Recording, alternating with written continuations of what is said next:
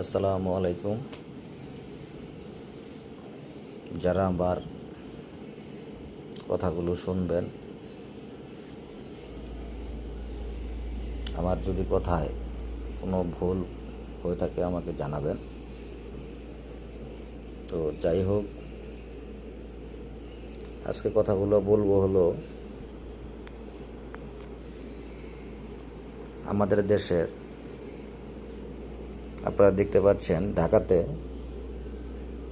এক ক্ষুদ্র ব্যবসায়ীকে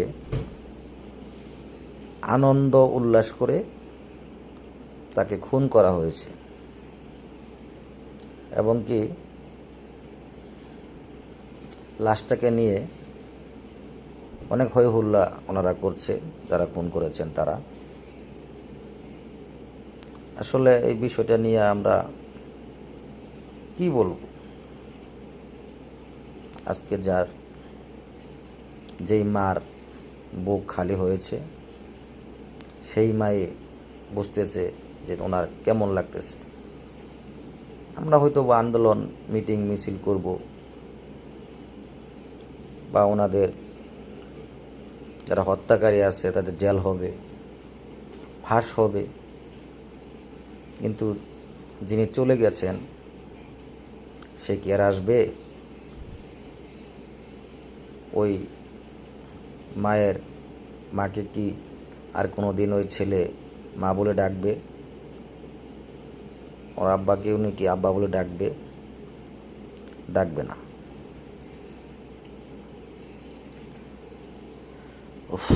আসলে বাংলাদেশে আমরা যারা আছি, বসবাস করি, আমরা তো এখন কেউ সেফ না, নিরাপদ না। আমরা এখন কেউ নিরাপদ না।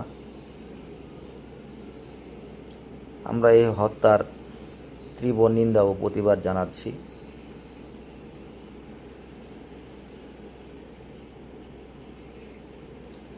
আসলে কি আর বলবো, কে দল করে, কে রাজনীতি করে, সেটা তো আমাদের দেখার সময় নাই।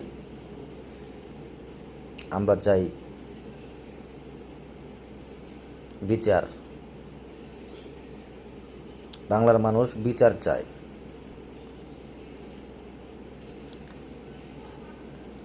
আপনারা যারা বর্তমান দেশ পরিচালনা